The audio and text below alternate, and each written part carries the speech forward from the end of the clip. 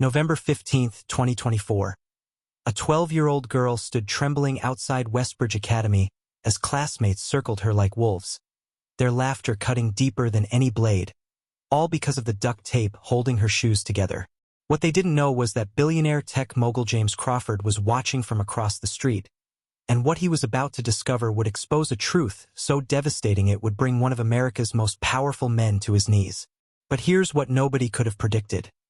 What was the real reason this brilliant child was forced to choose between eating and having proper shoes, and who was profiting from her suffering? The morning air in downtown Seattle carried the scent of rain and fresh coffee. James Crawford sat in the back of his Tesla, stuck in traffic on Madison Street, when he noticed the commotion outside Westbridge Academy's iron gates. His driver, Marcus, started to pull forward, but James raised his hand. "Wait, stop here." Through the tinted window, he watched a small black girl with her hair pulled into two neat puffs standing perfectly still while four other students, all wearing designer sneakers and pristine uniforms, pointed at her feet. Her shoes were falling apart, the soles separating from the canvas, held together with silver duct tape that caught the light. "Look at those ragged things," one boy sneered, loud enough for James to hear through the cracked window. "Does your mom shop at the dump?" The girl said nothing. Her chin lifted slightly, her eyes fixed on some distant point beyond them. She clutched a worn backpack against her chest like a shield. A tall blonde girl in spotless white Nikes circled her slowly. "I bet she can't even afford the cafeteria food. That's why she's so skinny." James felt his jaw tighten. He'd built an empire on seeing what others missed, on recognizing talent buried under circumstances. This child's posture told him everything. She wasn't broken. She was enduring. Marcus parked the car. "I'm getting out." "Sir, you have the investor meeting in 20 minutes. Cancel it." James stepped onto the sidewalk, his custom suit and Italian loafers immediately drawing attention. The students fell silent, recognizing wealth when they saw it. But James's eyes never left the girl. "Excuse me," he said, his voice calm but commanding. "Is there a problem here?" The blonde girl recovered first, flashing a practiced smile. "Oh no, sir. We were just talking to Maya about school stuff." Maya. So that was her name. James looked directly at Maya. Her eyes met his, deep brown, intelligent, wary. In that moment he saw something that made his breath catch. No shame, not defeat, but a fierce, quiet dignity that reminded him of someone from his own past. "Maya," he said gently, "would you walk with me for a moment?" The bullies shifted uncomfortably, sensing the power dynamic had changed. Maya hesitated, then nodded once. She fell into step beside him as they moved away from the gates. "Those kids give you trouble often?" James asked. Maya's voice was soft but clear. "Every day since school started. But it's fine. I can handle it." "I'm sure you can. But you shouldn't have to." He paused near a bench. "What grade are you in?" "7th. I'm in the advanced mathematics program." Of course she was. James noticed the book poking out of her backpack. Advanced Calculus, Theory and Practice. A college-level text. "That's impressive. I didn't touch calculus until college." He gestured to the bench. "Mind if we sit?" They sat in silence for a moment. James studied her profile.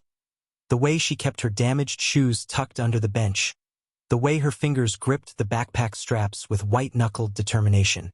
"Maya, I'm going to be direct with you because I think you're smart enough to handle it. Those shoes, is it a money issue or something else?" Her jaw tightened. For a long moment, she said nothing. Then, quietly, "My mom works 3 jobs. She gives me money for new shoes every month. But, Maya's voice dropped to almost a whisper.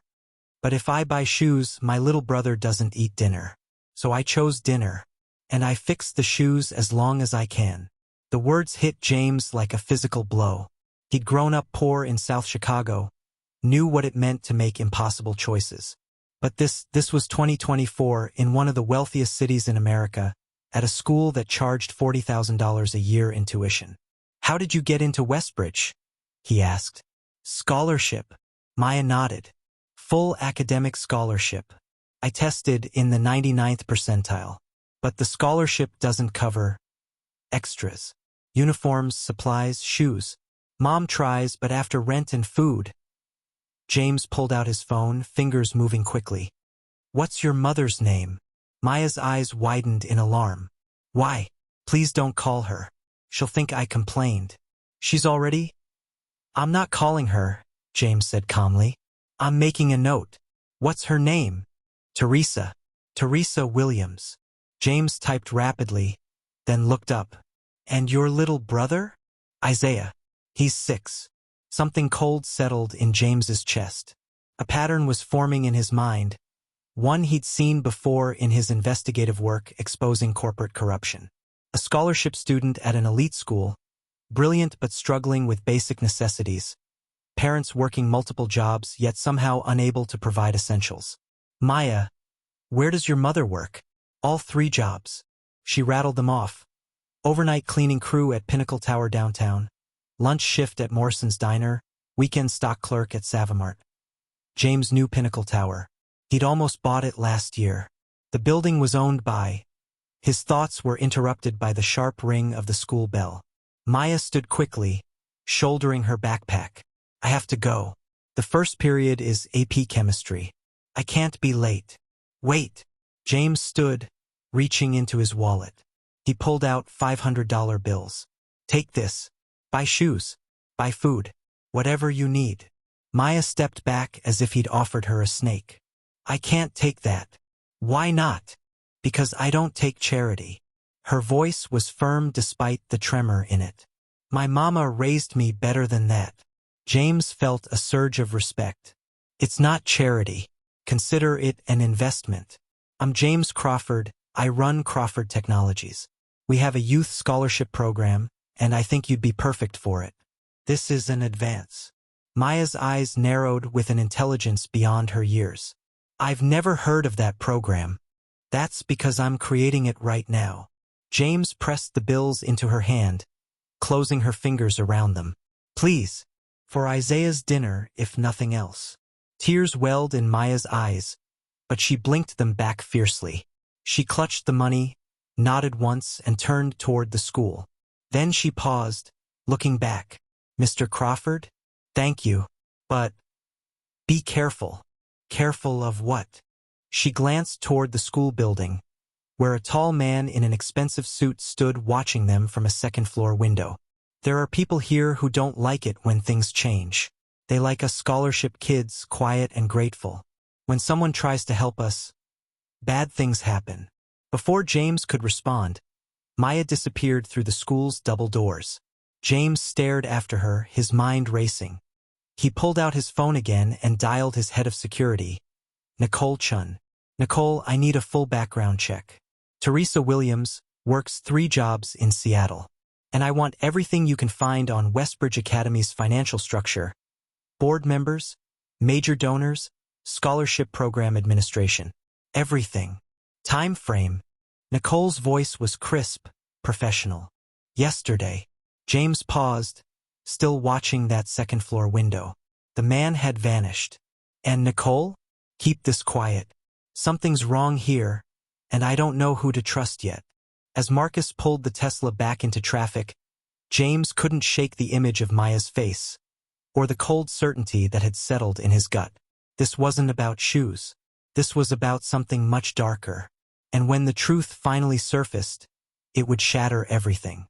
The sleek conference room on the 42nd floor of Crawford Technologies hummed with tension. Floor-to-ceiling windows overlooked Elliott Bay, where container ships moved like chess pieces across gray water. James Crawford stood at the head of the glass table, his security chief Nicole Chun projecting documents onto the wall-mounted screen. This is what I found, Nicole said, her voice clipped and professional. She'd worked for James for 8 years, former FBI Cybercrimes Division, and nothing rattled her. But today her jaw was tight. And I'll be honest, boss, it's worse than you thought. The first image appeared, Teresa Williams's employment records. 3 jobs, just as Maya had said. Combined annual income, $42,000. Seattle's median rent for a 2-bedroom apartment, $2,800 a month. James did the math instantly. After rent, Teresa had roughly $800 monthly for food, utilities, transportation, and everything else for 3 people. Impossible. How is she surviving? James asked. Nicole clicked to the next slide. She's not. Look at this, eviction notices filed 3 times in the past year. All withdrawn at the last minute. Medical bills for Isaiah Williams, age 6, unpaid and sent to collections. The kid has asthma, needs medication. Teresa's been buying it out of pocket because their health insurance has a $5,000 deductible. James felt his hands curl into fists. What about the scholarship Maya mentioned? Westbridge Academy's program. Nicole's expression darkened. That's where it gets interesting. She pulled up Westbridge Academy's tax filings. The school reports awarding $2.3 million annually in need-based scholarships to low-income students. Very generous. Great PR. But when I cross-referenced the names of scholarship recipients with actual financial aid disbursements, the numbers don't match. The school claims 53 full scholarship students. I can only verify payments for 31. The room fell silent except for the hum of ventilation. James leaned forward. Where's the rest of the money going? That's what I'm trying to figure out. Nicole clicked through more documents. The scholarship fund is managed by something called the Westbridge Educational Foundation. Separate nonprofit, separate board. And guess who sits on that board? A new image appeared. Professional headshots of 6 people. James recognized 2 immediately. Arthur Pemberton, senior partner at Pemberton & Associates, one of Seattle's oldest law firms, and Regina Blackwood, CEO of Cascade Realty Group. Pemberton and Blackwood, James muttered. Both major political donors. Both with connections to the mayor's office. It gets better. Nicole zoomed in on the financial statements. The foundation receives the scholarship money from the school, but then it gets routed through a management company called Pinnacle Educational Services. That company takes a 30% administrative fee before distributing funds to students. James felt ice in his veins. Pinnacle, as in Pinnacle Tower? Same owner. Nicole pulled up a corporate structure chart. Pinnacle Educational Services is a subsidiary of Pinnacle Holdings Group, which owns Pinnacle Tower and about 40 other properties in Seattle. And the principal owner of Pinnacle Holdings is... The name appeared on screen, Douglas Vance. James sat back slowly. Douglas Vance. Real estate developer, philanthropist, generous supporter of charter schools and educational reform. The man had buildings named after him at 3 universities. He'd been on the cover of Seattle Business Monthly just last month under the headline Seattle's Education Champion. So Vance is skimming scholarship money meant for kids like Maya, James said quietly, taking 30% off the top before it ever reaches them. It's technically legal, Nicole said, her voice tight with anger. Administrative fees are allowed for nonprofit management. But 30%? That's predatory. And look at this. She pulled up another document. Pinnacle Educational Services also requires scholarship families to sign rental assistance agreements. Basically, if they fall behind on rent, Pinnacle will cover it, but at 18% interest, compounded monthly. James felt sick. They're loaning money to people who are already struggling, knowing they can't pay it back. Exactly. And when they default, which they always do, Pinnacle files judgments, garnishes wages, destroys credit. I found 47 families in the program over the past 5 years. Every single one ended up in worse financial shape than when they started. Teresa Williams? James asked, though he already knew the answer. Nicole nodded grimly. Signed a rental assistance agreement 18 months ago when she couldn't make rent. Borrowed $3,000. She's now repaid almost $6,000 and still owes $2,800. They're garnishing 15% of her wages from all 3 jobs. The numbers painted a devastating picture. Teresa was working herself to exhaustion, and most of what she earned was being siphoned off by Douglas Vance's company. Meanwhile, her daughter went to school in duct-taped shoes, and her son's asthma medication went unpaid. There's more, Nicole said softly. I dug into the other scholarship families. Want to guess what they have in common? James waited. Every single one. Every family that gets trapped in these predatory loans, they're all Black or Latino. The white scholarship students? Their paperwork gets processed differently. They receive full funding, no strings attached. The families of color get routed to Pinnacle Educational Services, where the extraction begins. The word hung in the air like smoke. Extraction. Not education. Not an opportunity. Systematic extraction of wealth from families who had nothing to give. James stood, pacing to the window. Below, the city gleamed with wealth and innovation. His company alone employed 15,000 people in the greater Seattle area. He'd donated millions to charity, funded startup incubators, championed diversity initiatives. And yet, 12 blocks from where he stood, a brilliant child was choosing between shoes and her brother's dinner because a system designed to help her was actually designed to bleed her family dry. Who else knows about this? James asked. That's the problem, Nicole said. I started making inquiries this morning, very discreet inquiries, and within 2 hours, I got a call from someone at the mayor's office. They wanted to know why Crawford Technologies was investigating Westbridge Academy's scholarship program. They suggested it might be unwise to continue. James turned sharply. They threatened you? Not explicitly, but the message was clear: Douglas Vance has protection. People in power want this buried. James's phone buzzed. A text from an unknown number. We know what you're looking at. Walk away, Mr. Crawford. Some things are bigger than you. He showed it to Nicole, whose face went pale. Boss, maybe we should. No. James's voice was steel. We're not walking away, but we need to be smart about this. He thought for a moment. Can you get me a meeting with Teresa Williams? Somewhere private. Somewhere we won't be observed. I can try. But James, if Vance is watching us, he's probably watching her too. Then we'll have to be careful. James looked back at the screen, at the corporate structure chart with Douglas Vance's name at the center of the web. How much money are we talking about, total? How much has Vance extracted from these families? Nicole pulled up a spreadsheet. Conservatively, over the past 5 years, between the administrative fees and the predatory loans, somewhere around $8 million. Money that was supposed to help poor kids get an education. $8 million. Taken from families who were already drowning. Taken by a man who stood on stages and accepted awards for his charitable work. I want everything, James said. Every document, every contract, every email. If Vance is doing this here, he's probably doing it elsewhere. Find me the pattern. Nicole nodded, fingers already flying across her keyboard. There's something else you should know. That man you saw watching you from the school window this morning? I ran facial recognition. His name is Vincent Carver, head of operations for Pinnacle Educational Services. He's the one who processes the scholarship applications and decides which families get routed where. James felt something cold settle in his chest. He was watching me talk to Maya, which means Vance probably knows you're involved now. James, these people aren't playing games. If they're willing to steal from children, what else are they willing to do? The question hung in the air, unanswered. James's phone rang. His assistant, David. Sir, there's a woman here to see you. She says it's urgent. Her name is Teresa Williams. James and Nicole exchanged glances. He hadn't even contacted her yet. Send her up, James said.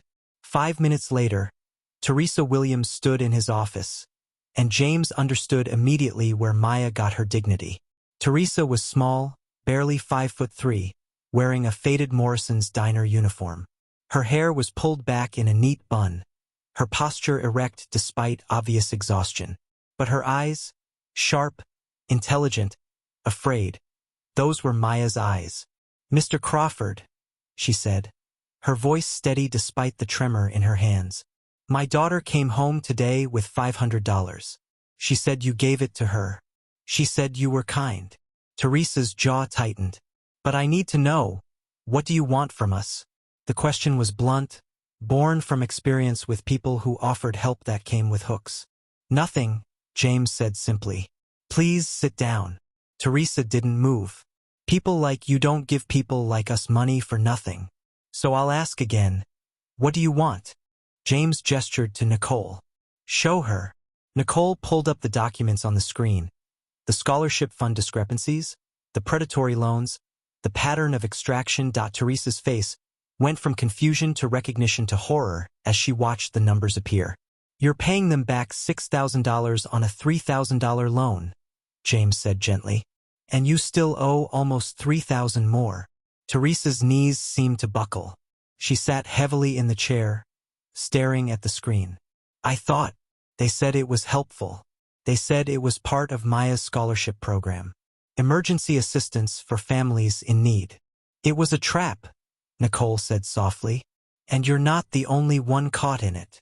Teresa's hands covered her face. For a long moment, the only sound was her breathing, harsh and ragged. Then she lowered her hands, and the look in her eyes was pure steel. How do we stop them? James felt something shift in the room, the moment when fear transformed into resolve. We expose them, he said. We show the world what they're doing. But Teresa, I need you to understand. These are powerful people. They have connections, money, and lawyers. This won't be easy, and it might get dangerous. Teresa stood, her voice quiet but unbreakable. Mr. Crawford, I work 3 jobs and still can't feed my children properly. I watch my daughter go to school in broken shoes while rich kids mock her. I'm already living in danger. At least this way, maybe we can fight back. James extended his hand. Then we fight back together. As Teresa shook his hand, James's phone buzzed again. Another unknown number. Last warning, Crawford. Protect your interests and stay out of ours. He deleted the message without showing Teresa. There would be time enough for threats later. The community center in Seattle's Rainier Valley neighborhood had seen better days. Peeling paint lined the walls, fluorescent lights flickered overhead, and folding chairs scraped against worn linoleum. But it was neutral ground, far from downtown's glass towers and far from anyone watching. James Crawford sat in a circle with 7 families, all parents of scholarship students at Westbridge Academy. Teresa Williams had helped arrange the meeting, reaching out through quiet channels, parent to parent, whisper to whisper.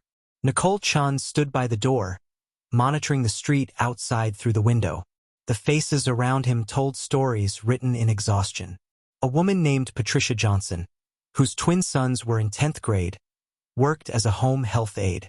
Marcus Tate, whose daughter excelled in debate, drove for 3 different rideshare companies. Angela Rodriguez, mother of a gifted artist, cleaned houses 12 hours a day. Every single one of them was trapped in the same web. I thought I was the only one, Patricia said, her voice breaking. I thought I'd done something wrong, signed something I shouldn't have. But hearing all of you, she shook her head. They planned this. How much do each of you owe? James asked gently. The numbers came slowly, painfully. Patricia, $4,200 on an original loan of $1,500. Marcus, $6,800 on $3,000. Angela, $9,200 on $4,000. The pattern was consistent. Families borrowed small amounts in desperation, then found themselves drowning in compounding interest and fees. They came to me when my daughter needed glasses, Marcus said, staring at his hands. Said it was part of the scholarship assistance program.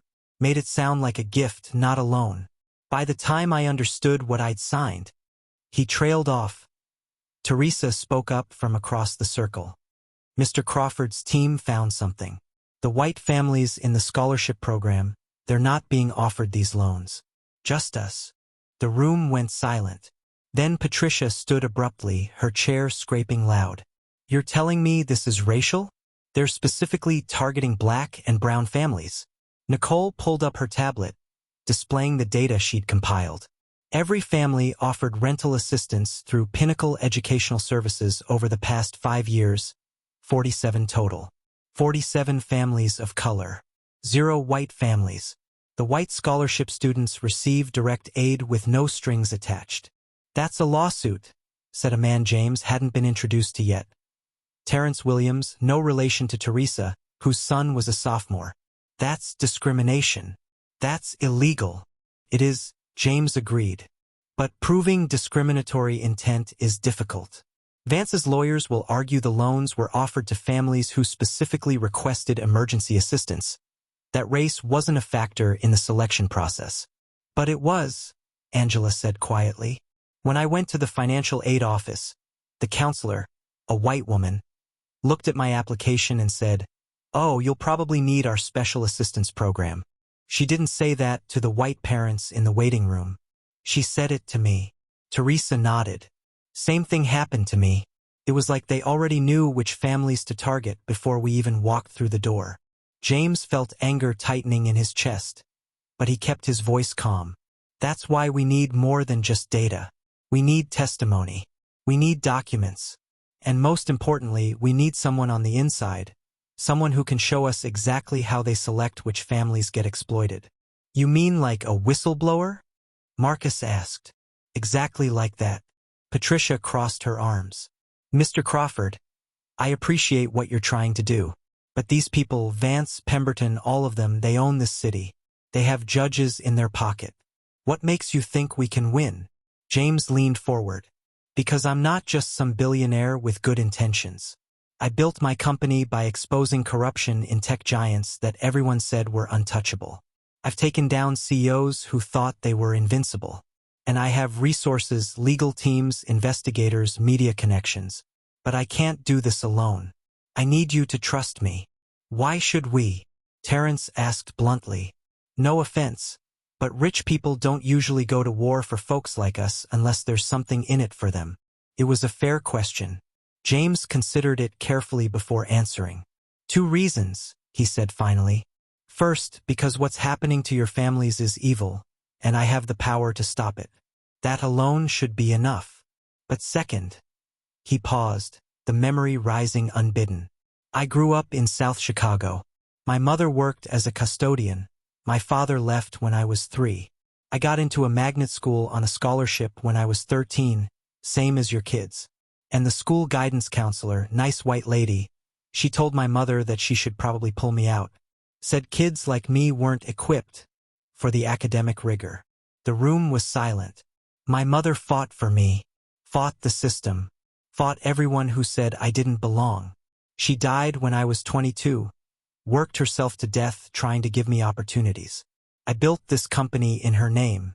And when I saw Maya standing there in those duct-taped shoes, being mocked by kids whose parents paid $40,000 a year without blinking, his voice hardened. I saw myself. I saw my mother. And I'm not walking away. Teresa's eyes were wet. So what's the plan? Nicole stepped forward, distributing folders to each family. We need 3 things. First, copies of every document you signed with Pinnacle Educational Services, loan agreements, payment records, any correspondence. Second, written statements about how you were recruited into the program. Third, we need to protect you. Protect us from what? Angela asked. From retaliation, James said. Once Vance realizes we're building a case, he'll try to shut us down. That might mean threatening your jobs, your housing, maybe even your kids' scholarships. We need to be ready. Patricia's face went pale. He could pull my son's scholarships? He could try, Nicole said. But we've already put protections in place. James is establishing a legal defense fund. Any family that faces retaliation will have full legal representation paid for.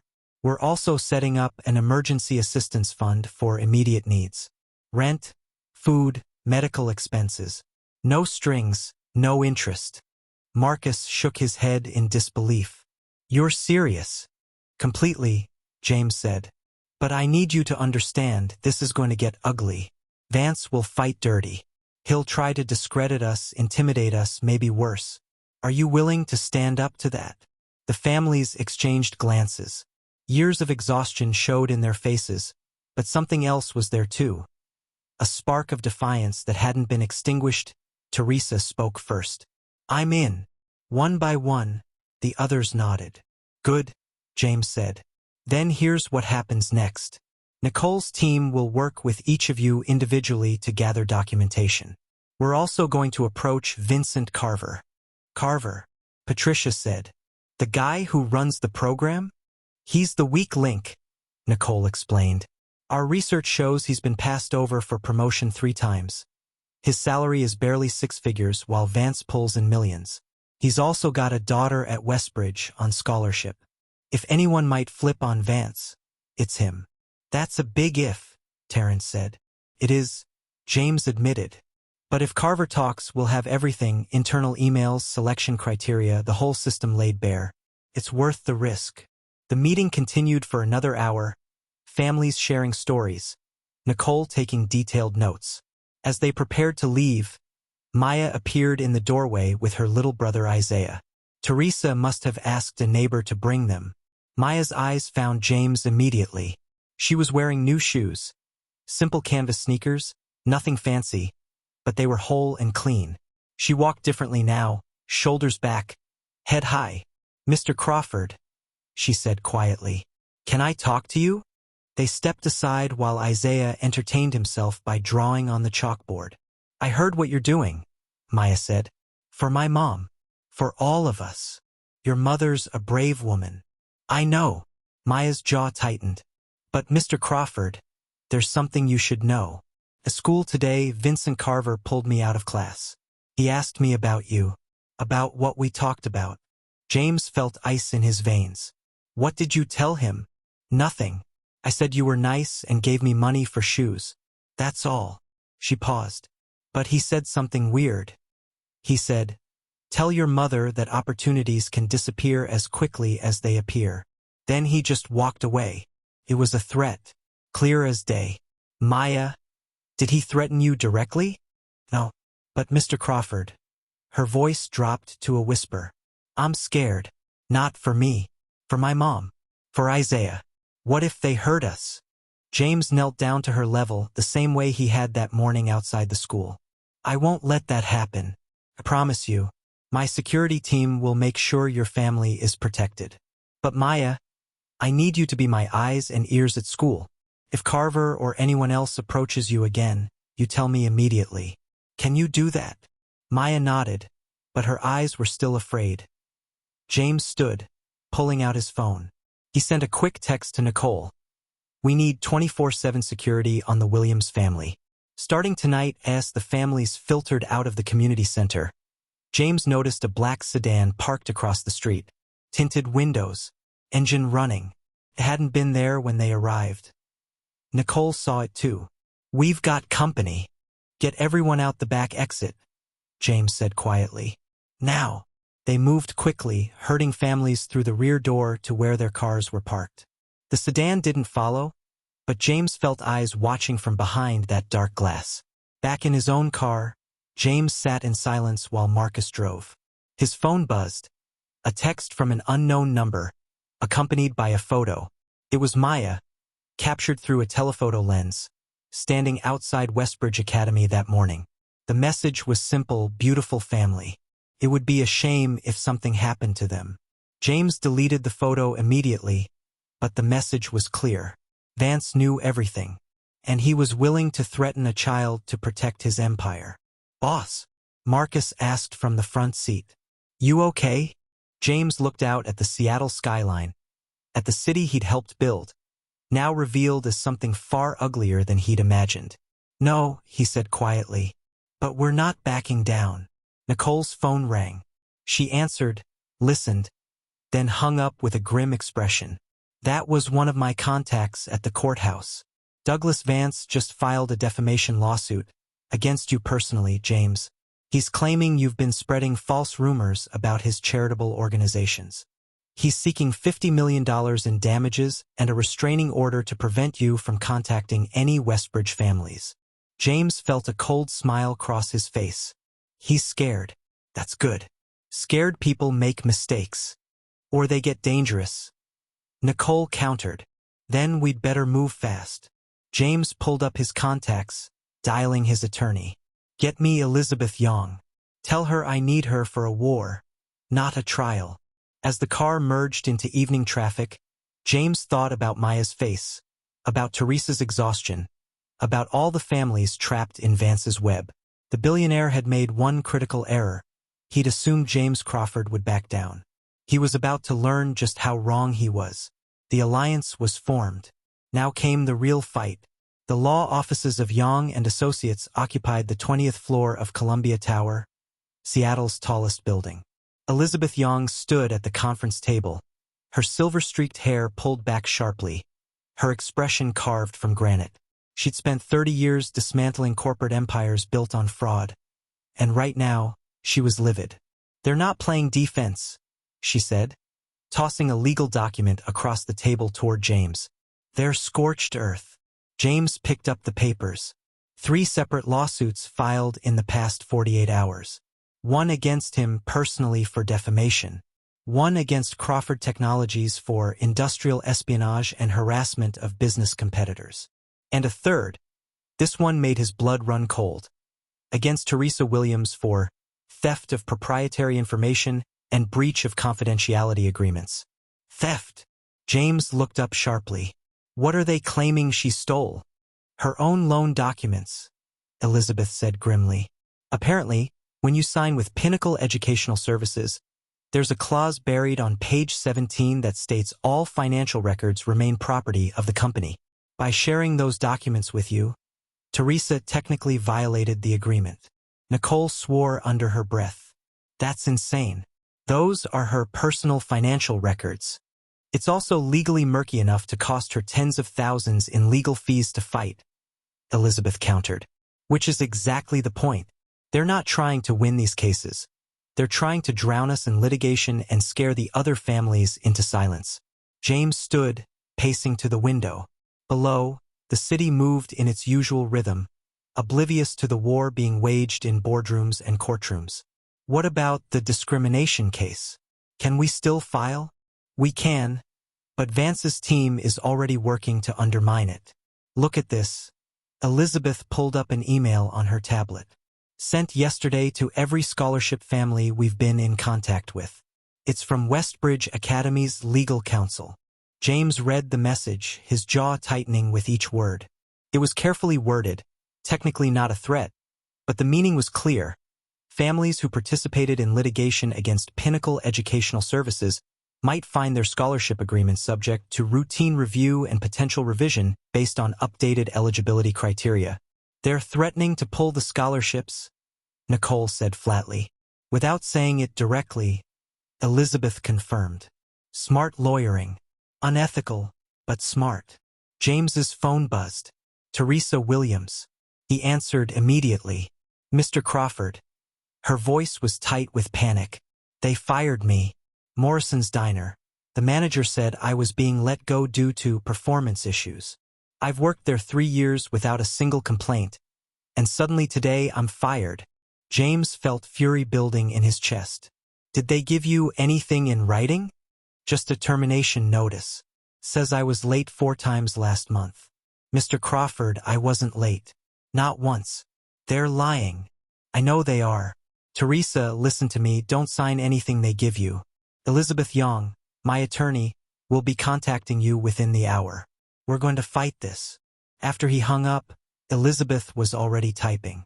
I'll file an emergency motion for wrongful termination and intimidation of a witness. But James, you need to understand, this is just the beginning. Vance has resources, connections, and no conscience. He will come after everyone. As if to punctuate her words, Nicole's phone rang. She listened, her face going pale, then ended the call. That was Marcus Tate. His rideshare accounts, Uber, Lyft, all of them were just deactivated. No explanation given. And Angela Rodriguez just texted, James said, reading his phone. Her cleaning service dropped her from their rotation. Said a major client complained about her work quality. Elizabeth closed her eyes briefly. He's systematically destroying their income sources. Classic intimidation playbook. The office door burst open. James's assistant David rushed in, out of breath. Sir, you need to see this. It's on the news. He turned on the wall-mounted television. A press conference was underway. Douglas Vance stood at a podium, microphones clustered before him. His silver hair was perfectly styled, his suit immaculate, his expression grave and concerned. Deeply troubled by these false and malicious accusations. Vance was saying, for 15 years, Pinnacle Educational Services has helped hundreds of low-income families access quality education for their children. We've invested millions in scholarship programs, and this is how we're repaid. With lies and slander from a tech billionaire who seems to think his money entitles him to destroy charitable organizations. The camera cut to a reporter. Mr. Vance, James Crawford has alleged that your company targets families of color with predatory loans. How do you respond? Vance's face transformed into wounded dignity. It's a despicable accusation, frankly racist in its implications. We help families regardless of race, and we're proud of our record. Mr. Crawford seems to have decided that successful Black and Latino families don't need financial assistance, that somehow their struggles aren't real. I find that attitude deeply offensive. James felt sick watching Vance twist the narrative, weaponizing the very discrimination he was perpetrating. Furthermore, Vance continued, I've been informed that Mr. Crawford has been harassing scholarship families, pressuring them to participate in a frivolous lawsuit, perhaps even offering them financial incentives to lie about their experiences with our program. If true, that's witness tampering, and we'll be referring the matter to law enforcement. The press conference ended. Elizabeth muted the television. That's brilliant, she said quietly. Evil but brilliant. He's flipped the entire narrative. Now you're the wealthy aggressor attacking a charitable organization and exploiting vulnerable families. James's phone exploded with notifications, news alerts, social media mentions, texts from board members at Crawford Technologies expressing concern. In the span of 30 minutes, he'd gone from crusader to villain in the public eye. We need to respond, Nicole said. Put out a statement. Give our side. No. Elizabeth cut her off. Not yet. Right now, we look defensive. We need evidence, something concrete that proves Vance is lying. Without that, we're just trading accusations. A text came through from an unknown number. James opened it, then felt his blood turn to ice. It was a photograph of Maya, taken through a car window. She was walking home from school, backpack on her shoulders, new shoes on her feet. The message read, Pretty girl, smart too. Be a shame if something affected her scholarship or her safety. James showed the phone to Elizabeth and Nicole. Elizabeth's face went hard as stone. That's a direct threat against a minor. We can take this to the police. And tell them what? James asked bitterly. Unknown number. No explicit threat. Probably sent through a burner phone that's already been destroyed. By the time police investigate, Vance will have 3 alibis and a dozen witnesses. Nicole stood abruptly. I'm putting a team on Maya. Full-time protection, rotating shifts. Same for Isaiah and Teresa. Do it, James said. And the other families too. If Vance is willing to threaten children. His phone rang. Vincent Carver, the man who ran Pinnacle Educational Services' day-to-day operations. James answered, putting it on speaker. Mr. Crawford. Carver's voice was tight, nervous. We need to meet. Tonight. Alone. Why should I trust you? Because I have what you need. Documents, emails, recordings. Everything that proves what Vance has been doing. Carver paused. But you need to understand. I'm risking my life here. If he finds out I'm talking to you. Name the place, James said. The old ferry terminal at Coleman Dock. 11 p.m. Come alone or I walk. The line went dead. Elizabeth immediately shook her head. Absolutely not. This could be a setup. Vance could have Carver under his thumb, forcing him to lure you into an ambush. Or Carver's genuinely scared and wants out. Nicole countered. He has a daughter at Westbridge, remember? Maybe seeing threats against kids was his breaking point. James considered. I'll go. But Nicole, I want your team in position around the terminal. Not close enough to spook him, but close enough to intervene if things go wrong. James, this is insane. Elizabeth, we're out of options. Vance is destroying these families, he's threatened a child, and he's winning in the court of public opinion. If Carver has evidence that can end this, I have to take the chance. The hours until 11 p.m. crawled by.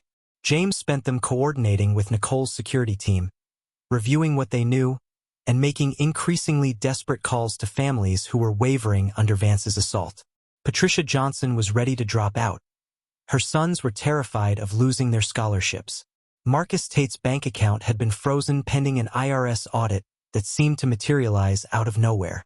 At 10:30, James climbed into an unmarked sedan. Nicole sat beside him, earpiece in, coordinating with her team via encrypted radio. "We have 4 units positioned around Coleman Dock," she said. "Thermal imaging shows one person inside the terminal building, probably Carver. No sign of anyone else, but there are plenty of places to hide." The ferry terminal loomed ahead, mostly abandoned at this hour. James got out of the car alone as instructed. The night air off Puget Sound was cold, carrying the smell of salt and diesel fuel. He found Carver inside the old waiting area, pacing between rows of empty benches. The man looked like he hadn't slept in days. Rumpled suit, loosened tie, eyes darting toward every shadow.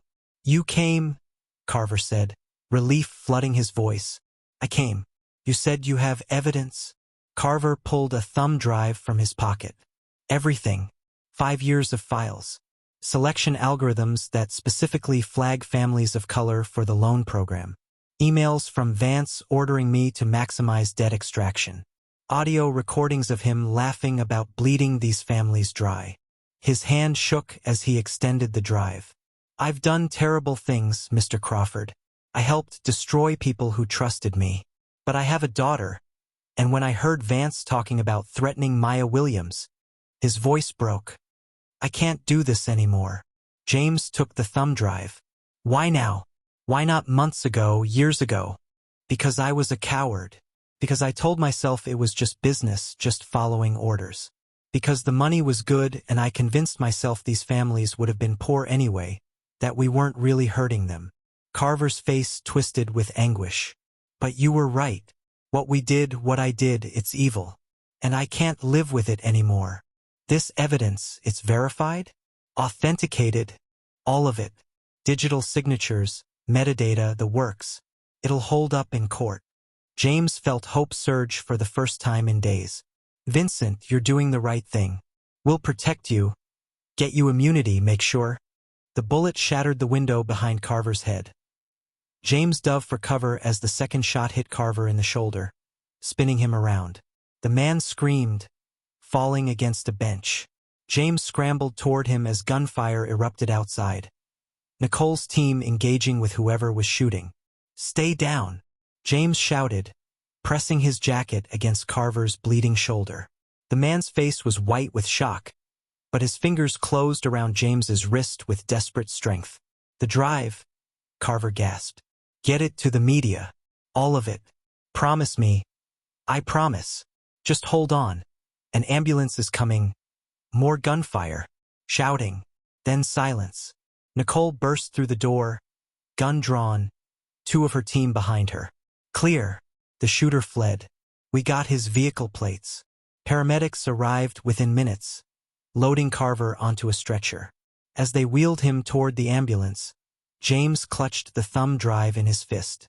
Nicole appeared on his shoulder. "We need to move. If they were willing to shoot Carver, they'll come for you next." "Let them try," James said, his voice cold. "We have what we need now. It's time to burn Vance's empire to the ground." But as they sped away from the ferry terminal, James couldn't shake the image of Carver's blood on his hands, or the certainty that Douglas Vance had just declared total war. The escalation was complete. Now came the endgame. The secure server room at Crawford Technologies hummed with the sound of cooling fans and hard drives spinning. James sat beside his chief technology officer, Derek Moss, watching lines of code scroll across 3 monitors as they analyzed Vincent Carver's thumb drive. "This is a gold mine," Derek muttered, fingers flying across the keyboard. Encrypted financial records, email chains going back 5 years, even audio files. Carver documented everything.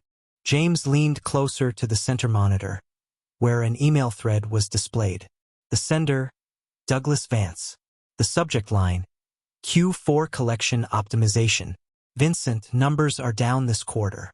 Need you to identify 8 to 10 new families for the assistance program. Target households with multiple children, preferably single mothers. They're more desperate, less likely to understand the terms. Push the 18% interest rate as competitive and bury the compounding clause in the fine print. Remember, we're not a charity, we're a business. DV. James felt nausea rise in his throat. The casual cruelty of it, the calculated predation, laid bare in corporate language. There's worse, Derek said, pulling up a spreadsheet. Look at this: internal performance metrics for Pinnacle Educational Services staff. They're literally tracking how much debt each employee generates, with bonuses for exceeding targets. Carver got a $15,000 bonus last year for outstanding family engagement and loan conversion rates. Nicole entered the room, phone pressed to her ear. She ended the call and turned to James. Carver's out of surgery. Stable condition, but he'll need weeks of recovery. The bullet shattered his collarbone. Any ID on the shooter? Vehicle plates came back to a rental car, paid for with a corporate credit card registered to Cascade Security Solutions. Nicole pulled up a file on her tablet. Cascade is a private security firm. Guess who their biggest client is? Pinnacle Holdings, James said grimly. Vance hired someone to kill his own employee. Derek shook his head in disbelief. That's attempted murder. Even with his connections, he can't walk away from that. We need to connect it directly to him, James said. Right now, it's just a security firm acting on their own initiative. Vance will claim he had no knowledge, throw some mid-level manager under the bus. Nicole's expression hardened. Then we make him come to us. We have the evidence now, all of it. We go public, force his hand. James stood, pacing the small room. His instinct was to move fast, strike while they had momentum. But Elizabeth Yang's voice echoed in his mind. Without ironclad proof directly linking Vance to criminal activity, he walks. And everyone who trusted you goes down with the ship. We need more than financial fraud, James said. We need the shooting tied to Vance. We need proof he ordered it. Derek minimized the spreadsheet and opened an audio file. Maybe this helps. It's from 3 days ago, recorded on Carver's phone during a meeting with Vance. He pressed play. Douglas Vance's smooth, cultured voice filled the room. Vincent, we have a problem. James Crawford is asking questions, getting families riled up. This needs to stop. Carver's voice, nervous. What do you want me to do? He's got resources, legal teams. I want you to remind these families what they stand to lose. Scholarships, housing assistance, everything. Make it clear that cooperation with Crawford equals consequences. And if that doesn't work, a pause. We have other options. What kind of options? The kind we don't discuss on recorded lines, Vincent. Use your imagination. The audio ended. Derek looked up. That's conspiracy to intimidate witnesses. Maybe worse depending on how a prosecutor interprets other options. It's not enough, Nicole said. Too vague. Defense lawyers will argue he was talking about legal remedies, not violence. James clenched his fists in frustration. They were so close, yet Vance remained just out of reach, protected by layers of legal ambiguity and plausible deniability. His phone buzzed. Maya Williams. He answered immediately. Mr. Crawford, something happened at school today. Her voice was steady, but he could hear the underlying fear. Mr. Carver's office, someone broke in last night. The school's saying it was a robbery, but nothing was stolen. They just tore the place apart, like they were looking for something. James's mind raced. Maya, did you see anything? Hear anything? No, but... She hesitated. There's a girl in my class, Bethany Morrison. Her dad works for Mr. Vance's company. She was bragging at lunch today, saying her dad got a big bonus for handling a problem for Mr. Vance. She said people who don't know when to keep quiet get what's coming to them. Bethany Morrison, James repeated, snapping his fingers at Nicole, who immediately began typing on her tablet. Maya, you did great. Stay alert, and remember, if anyone approaches you or makes you uncomfortable, you call me immediately. After hanging up, Nicole had already pulled up information. Robert Morrison, security director at Cascade Security Solutions. Former military police, hired by Cascade 3 years ago. She scrolled through employment records. And look at this, he received a $50,000 bonus deposited 2 days ago, right after the shooting at Coleman Dock. Derek's eyes widened. That's the connection. Morrison ordered the hit on Carver. Vance authorized the payment. We need Morrison to talk, James said. If he flips, gives up Vance, this is over. Nicole was already making calls, coordinating with Elizabeth Yang's team. Within an hour, they had a plan. Robert Morrison lived in a modest house in Redmond, a 30-minute drive from downtown Seattle. Nicole's surveillance team had been watching him since Maya's call, documenting his movements. Now, as evening fell, James sat in an unmarked van 3 houses down, watching Morrison through thermal imaging.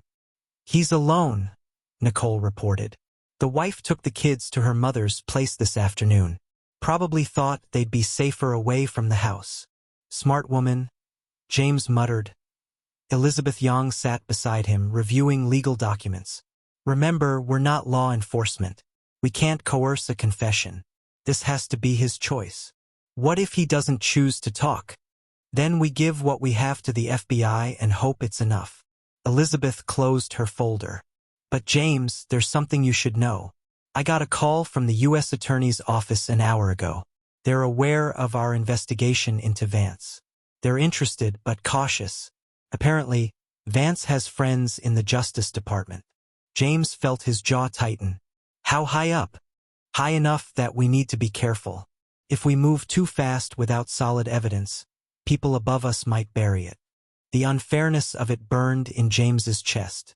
Families struggling to survive faced the full weight of a system designed to extract everything they had, while the man orchestrating their suffering was protected by connections and wealth. Nicole's voice broke through his thoughts. Morrison's on the move, heading to his car. Through the van's window, James watched Morrison emerge from his house, looking over his shoulder nervously before getting into a black SUV. He pulled out of the driveway and headed north. Follow him, James ordered. They tailed Morrison through suburban streets, maintaining distance. He drove erratically, taking random turns, clearly checking for surveillance. Finally, he pulled into the parking lot of a 24-hour diner off Highway 520. He's meeting someone, Nicole said, zooming in with a telephoto lens. White male, 50s, expensive suit. Can't see his face yet. The man emerged from a Mercedes and walked toward the diner entrance. As he passed under a streetlight, Nicole captured his face. That's Gerald Pemberton, she said, pulling up a reference photo. Arthur Pemberton's son. He works as general counsel for Pinnacle Holdings. James leaned forward. Vance sent his lawyer to meet with Morrison. Why? They watched through the diner windows as Morrison and Pemberton sat in a corner booth, heads close together. Pemberton slid an envelope across the table. Morrison opened it, examined the contents, then shook his head violently. The conversation grew heated. Pemberton pointed at Morrison, his face red with anger. Morrison stood to leave, but Pemberton grabbed his arm, pulling him back down. We need audio, James said. Can we get closer? Too risky, Nicole replied. But I've got a parabolic mic in the van. Give me a second. She adjusted equipment, pointed a specialized microphone toward the diner window, and suddenly their voices crackled through the van's speakers. Not what I signed up for, Morrison was saying. You said it was just intimidation, scare tactics. Nobody mentioned shooting someone. Pemberton's voice was cold. You did what you were paid to do. The man survived, barely any harm done. Now Mr. Vance needs you to stay quiet and this will all blow over. Quiet? Crawford's building a case. He's got evidence, witnesses. When this goes to trial, there won't be a trial. We have judges, prosecutors, people who owe us favors. The investigation will stall, evidence will disappear, and you'll walk away clean with enough money to retire. But you need to hold your nerve. Morrison's voice shook. My daughter goes to school with the Williams girl. Bethany came home today saying kids were calling Maya a snitch. What if someone connects the dots? What if they figure out I'm involved? They won't. Just stick to the story. You were home that night, nowhere near Coleman Dock. Your wife will vouch for you. We've already taken care of the security footage. James and Nicole exchanged glances. This was it. A direct admission of the conspiracy, evidence tampering, everything they needed. Morrison stood again, this time more forcefully. I'm done. I won't lie in court. I won't destroy evidence. And if they come asking, I'm telling the truth. Pemberton's face went cold as stone. Robert, think very carefully about what you're saying. Mr. Vance has been generous to you, but his generosity has limits. If you become a liability, is that a threat? It's a reality. People who cross Douglas Vance tend to have unfortunate accidents. Vincent Carver learned that lesson. Don't make us teach it to you too. Morrison's face went pale. He shoved past Pemberton and walked out of the diner. We got it, Derek said from the tech station, already saving and encrypting the audio file. Clear admission of witness intimidation, evidence tampering, and implicit threat of violence. Nicole was on her phone immediately. Elizabeth, we have everything we need. Are you hearing this? Elizabeth's voice came through the speaker, sharp with triumph. Every word. I'm calling the U.S. Attorney's Office now. With this recording, plus Carver's documents, they'll have no choice but to move forward. James climbed out of the van as Morrison drove away. The night air was cold, but he felt heat burning in his chest, the heat of justice finally within reach. Nicole joined him. We did it, boss. We actually did it. Not yet, James said, watching Pemberton emerge from the diner, phone pressed to his ear. Vance still has time to run, destroy evidence, and buy his way out. We need to move fast. His phone rang. Teresa Williams, her voice frantic. Mr. Crawford, it's Maya.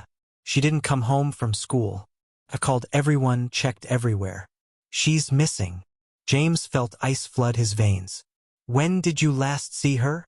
This morning, when she left for school. Her teacher said she was in class until 2 p.m., then no one saw her after that. Mr. Crawford, what if they... Her voice broke. What if Vance took her?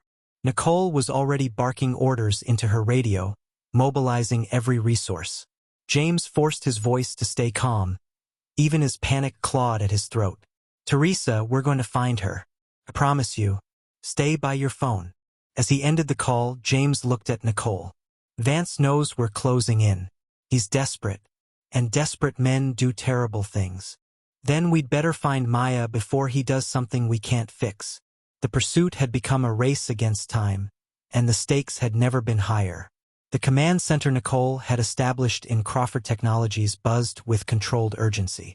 12 monitors displayed security feeds, traffic cameras, and GPS tracking data. Every resource James owned was now focused on one goal: finding Maya Williams. Last confirmed sighting was outside Westbridge Academy at 2:47 p.m. Nicole reported, pointing to a traffic camera still image. Maya walking alone toward the bus stop. Then nothing. She never boarded the bus. James studied the image. Maya's backpack was visible, but something about her posture seemed wrong, shoulders hunched, head down, not her usual defiant stride. Someone approached her between the school and the bus, James said. Someone she knew, or someone who scared her into compliance. Derek pulled up phone records. Maya's cell went dark at 2:52 p.m. Either she turned it off or someone else did. Teresa sat in the corner. Isaiah pressed against her side, both of them silent with fear. James knelt beside them. We're going to find her, he said, though the promise felt hollow without knowing where to look. Teresa's voice was barely a whisper. This is my fault. I shouldn't have let you get involved. I should have just kept my head down, kept paying. No. James gripped her hand firmly. This is Douglas Vance's fault, and he's going to answer for it. Nicole's phone rang. She listened, her face going rigid, then put it on speaker. Say that again. A male voice, distorted through a modulator. Mr. Crawford is listening, I presume? Good. Your investigation has become inconvenient. The girl is safe for now. She'll remain that way if you stop digging, destroy the evidence you've collected, and forget you ever heard the name Douglas Vance. James forced his voice steady. Let me talk to her. Prove she's unharmed. A pause, then Maya's voice came through. Young, frightened, but trying to sound brave. Mr. Crawford? I'm okay. They haven't hurt me, but they said. Her voice was cut off. The modulated voice returned. You have 12 hours. Destroy the evidence. Issue a public statement retracting your accusations, and the girl goes home. Refuse and... The line went dead. James looked at Nicole. Trace it. Already working on it, Derek said from his station. The signal bounced through multiple towers, but I can narrow the general area. Elizabeth Young burst into the room, still in her coat. I heard. James, we need to call the FBI immediately. This is kidnapping. And by the time they mobilize, Maya could be dead, James snapped. We found her ourselves. With what? A security team and some traffic cameras? Vance has had hours to move her anywhere. She could be in a warehouse, a private residence, out of state. She's not out of state. James's mind was racing, piecing together fragments. Vance is arrogant. He wants to watch this play out, maintain control. He's keeping her close. Nicole pulled up a map showing cell tower triangulation. The call originated from the industrial district south of downtown. There are dozens of buildings there, warehouses, offices, old factories. Narrow it down, James said. What properties does Vance own in that area? Derek's fingers flew across the keyboard. Pinnacle Holdings owns 4 buildings, 2 warehouses, an old processing plant, and a private storage facility. Show me the storage facility. An image appeared, a nondescript concrete building surrounded by a chain-link fence, security cameras visible at every corner. That's it, James said with certainty. Vance would want eyes on every approach. He'd want to see us coming. Which makes it a trap, Elizabeth countered. If we go there, we're walking into whatever he has planned. Then we spring the trap on our terms. James turned to Nicole. How many people do you have available? 15 security personnel, all with tactical training. But James, these are bodyguards and investigators, not a SWAT team. It'll have to be enough. He looked at Elizabeth. Make the call to the FBI. Tell them what's happening, where we're going. But we can't wait for them to arrive. Teresa stood abruptly. I'm coming with you. Absolutely not. That's my daughter. Her voice cracked but remained fierce. I won't sit here while she's in danger. I'm coming. James saw no point in arguing. He understood if it were his child, nothing could stop him either. 20 minutes later, 4 vehicles rolled through Seattle's rainy streets toward the industrial district. James rode with Nicole and 2 security personnel, a tactical vest feeling foreign and heavy on his chest. His phone buzzed continuously, board members demanding explanations, lawyers advising caution, investors expressing concern. He ignored them all. The storage facility appeared ahead, its floodlights cutting through the darkness. Nicole's team had already deployed, approaching from multiple angles with night vision equipment. 2 guards visible at the front entrance, Nicole reported through her earpiece. Thermal imaging shows at least 6 more inside, and 1 small heat signature in the northeast corner. Upper floor. Maya. Vance is there too, James said. He wouldn't miss this. They approached the fence line, and immediately the facility's loudspeakers crackled to life. Mr. Crawford. Douglas Vance's voice, smooth and mocking. So predictable. Did you really think I wouldn't anticipate this theatrical rescue attempt? James stepped into the light, hands visible. This ends now, Vance. The FBI is 10 minutes behind us. You can't escape. Escape? Vance laughed. James, you misunderstand. I'm not running. I'm teaching you a lesson about power, real power, not the kind you buy with tech stock. A door opened. Douglas Vance emerged, flanked by security. He looked exactly as he did in photographs. Silver hair, tailored suit, the bearing of a man who'd never been told no. Behind him, 2 men dragged Maya into view. She was handcuffed, a gag in her mouth, but her eyes blazed with defiant fury. Teresa gasped beside James, starting forward, but Nicole held her back. "Here's what happens next," Vance continued. "You hand over every copy of the evidence Vincent Carver gave you. You issue a public statement admitting you fabricated allegations against me. And then you disappear from my city. Do this and the girl goes home. And if I refuse?" Vance's smile turned cold.